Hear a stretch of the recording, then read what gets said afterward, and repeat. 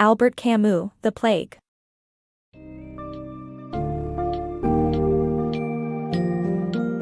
Immerse yourself in the gripping tale of The Plague by Albert Camus, a novel that captures the struggles and resilience of a town besieged by a deadly epidemic. In this summary, we unravel the multi-layered narrative that unfolds within the Algerian coastal city of Oran. Encounter a diverse cast of characters, from doctors and journalists to the spiritual and the criminal, as they grapple with the devastating effects of the disease on their lives and the world around them. Journey with us as we explore themes of humanism, the absurd, and resistance, delving deep into the philosophical ideas that permeate Camus' masterpiece.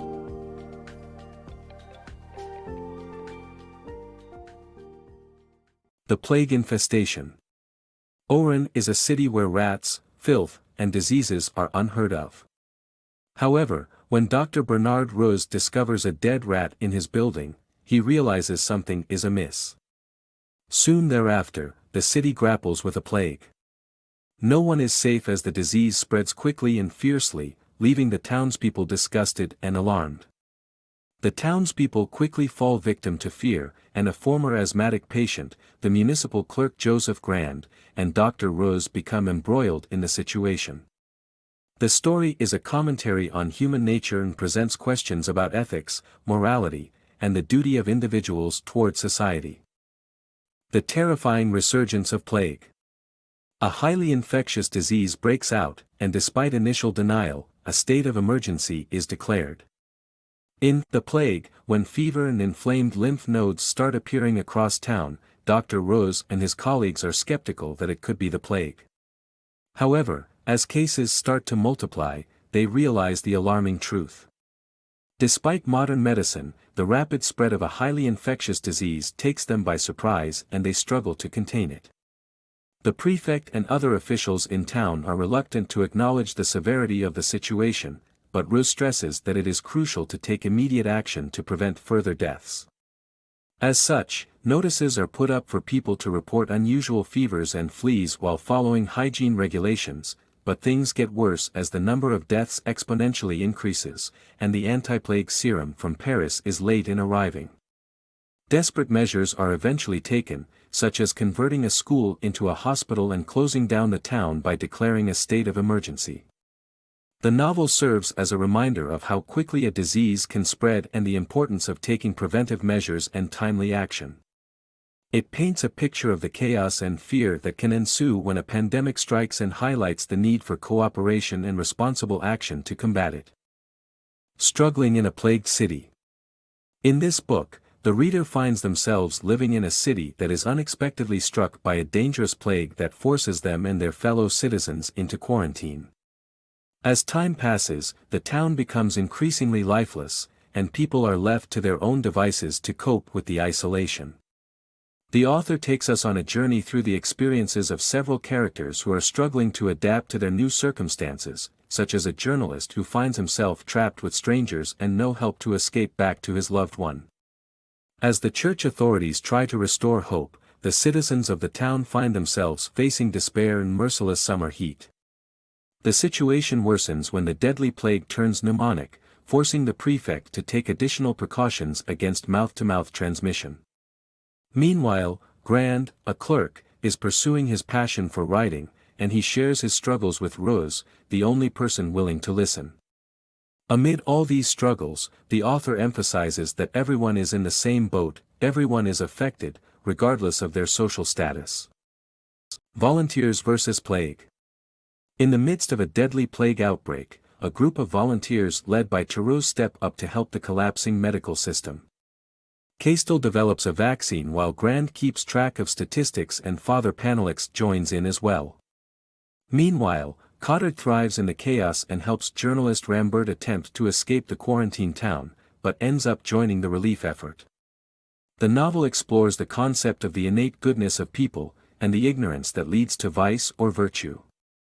Devastating effects of the plague. As the plague hits the center of town, martial law is declared, and death rates soar. Coffins run out, and corpses are dumped into mass graves. Despite the high death rate among public servants, many volunteers offer to help bury the dead. The old crematorium outside the town is used to burn the corpses, and the smell from there is overwhelming. Amidst the chaos, one journalist decides to stay and help his friends in the plague ward, even if it means facing his cowardice. In this section of the book summary, the devastating effects of the plague are described. The outbreak, which had been limited to the outskirts of town, finally reaches the city center, leading to shootouts at the gates and the declaration of martial law.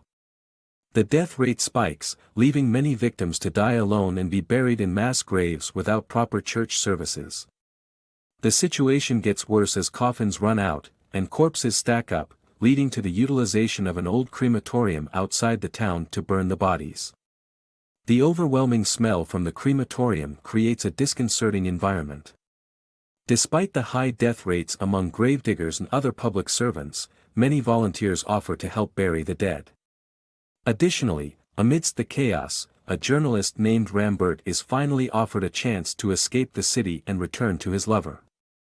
However, he chooses to stay and help his friends in the plague ward, even though it means facing his cowardice. The passage portrays the devastating consequences of the plague and the resilience of people during a time of crisis. Innocence in the face of death. When a little boy dies despite receiving Castel's new anti-plague serum, Rose confronts Father Panelix about the child's innocence. While Panelix initially asserts that a child's suffering can never be justified, he later concludes that believing in God is the only viable option. However, Panelix himself succumbs to the plague shortly after, and the mood turns ugly as a quarantine camp is set up for the poor. Though the serum begins to show some positive effects, the stark reality of their dire situation remains inescapable. A reflection on capital punishment. Thoreau's life story is a journey of discovering the true path to peace and rejecting any cause that claims human lives in the name of justice. Thoreau shares his life story with Rose, revealing that his opposition to capital punishment began when he was a young man, visiting his father in court. His subsequent involvement in activism against the death penalty ultimately led him to witness an execution by firing squad in Hungary. It was then that he realized that he had the plague all along, and that any cause that claimed human lives for the sake of justice was bogus. Thoreau believes that the path to peace is through sympathy, and he shares this idea with Rose before the two friends enjoy a rare moment of happiness and friendship while swimming in the sea. Meanwhile, Grand, an old clerk, catches Rose's attention with tears in his eyes as he reminisces about his early and happy days with his young wife who left him after a few years of unfulfilled hopes. Grand shows symptoms of the plague but recovers, and the weekly number of deaths in town decreases for the first time since the epidemic began. Thoreau's story is a reflection on the morality of capital punishment and the dangers of pursuing justice at the expense of human life. He realizes that sympathy is the true path to peace, and his friendship with Rose is a refreshing moment of beauty amidst the chaos of the plague. Contagion Controlled. The citizens of the city rejoice as the plague begins to lose its power, and the possibility of lifting restrictions arises.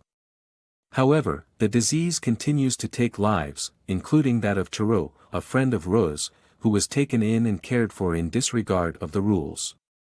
The gates of the city finally open in February, and the people reunite with their loved ones.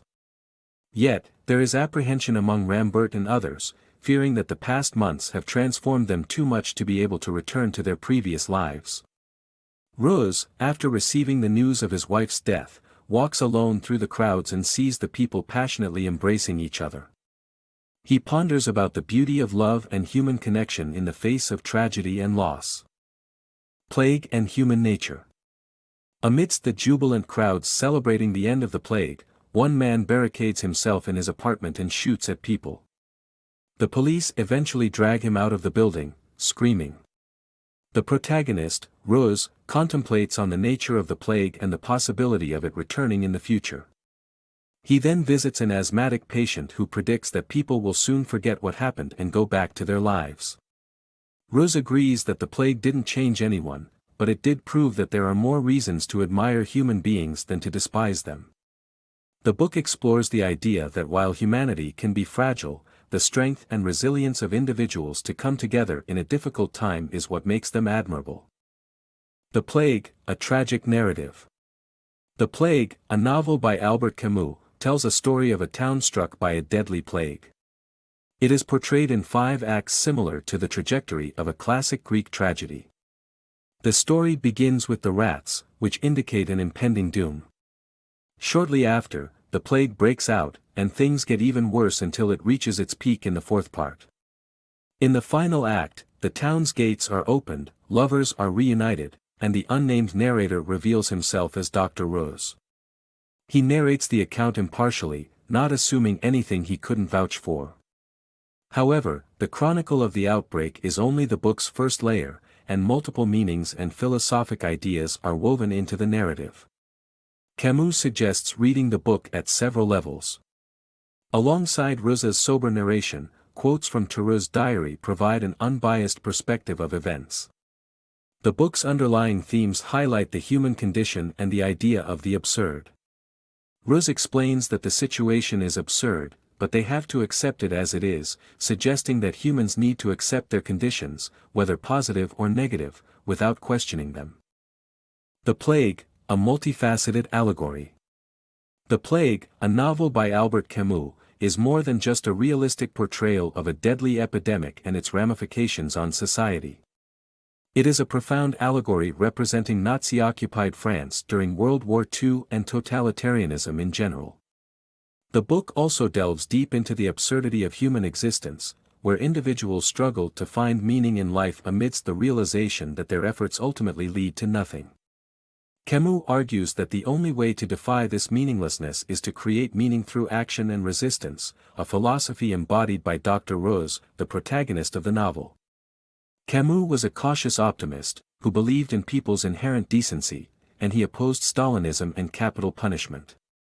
The novel also reflects the 3 different aspects of the author's personality through its main characters: Dr. Rose, who is a dutiful healer consistently providing aid; Rambert, who understands love's transience and the illusion of marital bliss; and Thoreau, who searches for the true meaning behind life. The Plague is a masterpiece that provides insights into the human condition and the importance of ethical values. French resistance during Nazi occupation. After France's defeat in 1940, General Charles de Gaulle rallied the French people to resist Nazi occupation and the collaborationist regime. Although initially few, some resisted through intelligence gathering in underground newspapers. In 1941, armed resistance began, sparked by the French people's disgust at horizontal collaboration. The resistance carried out numerous acts of sabotage and violence, but at a steep cost. For every German killed, 50 to 100 French hostages were executed as retaliation. After the German occupation of France, the resistance eventually united behind de Gaulle, but he kept the Communist Party at arm's length. The estimated number of French resistance fighters was between 300,000 to 500,000 out of a population of almost 40 million. After the war, both Gaullists and Communists claimed that most of the French people were active resistors, a claim that was far from the truth. Camus' journey to the Plague. Albert Camus' experiences during World War II ultimately led him to write The Plague, a novel that highlights the importance of collective action against suffering and injustice. While working for Paris Soir, Camus fled to Lyon and later settled in Oran with his new wife. There, he immersed himself in the history of plagues to gather material for his next project. During a bout of tuberculosis, Camus encountered the humanitarian efforts of Protestant pastors in a nearby village, which likely inspired his themes of humanity and resistance against injustice. He abandoned his original absurd philosophy in favor of advocating for collective action, as demonstrated by his involvement in the resistance as chief editor of the clandestine newspaper Combat. Despite struggling to finish his novel amid the chaos of war, Camus ultimately published The Plague in 1947. The timeless relevance of The Plague. The enduring popularity of Albert Camus' novel, The Plague, has been marred by mixed reviews from literary critics despite its commercial success. While the author himself expressed dissatisfaction with how the book was received, readers continue to find solace in its message of ordinary humanity and resilience. The COVID-19 pandemic reignited interest in the novel, highlighting the universal truths it speaks about the afflictions of humanity and our ability to overcome them. Far from being solely about Nazi-occupied France, The Plague is a timeless reminder of our responsibility in how we respond to pandemics and other crises.